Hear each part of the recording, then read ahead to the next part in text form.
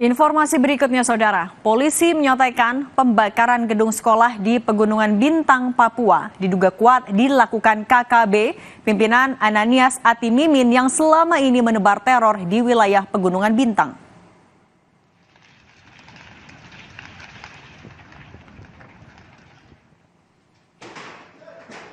Pembakaran gedung SMP Negeri Okbab di Kampung Borban, Pegunungan Bintang, Papua Pegunungan, dilakukan oleh kelompok kriminal bersenjata Sabtu siang.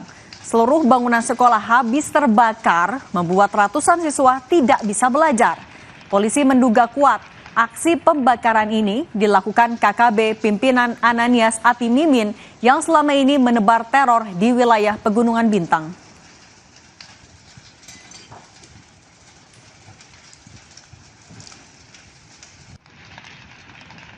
Bukti rekaman video yang beredar teridentifikasi pelaku dari pembakaran tersebut, berapa orang yang diduga mereka adalah kelompok dari KKB pimpinan Ananias Atimimin.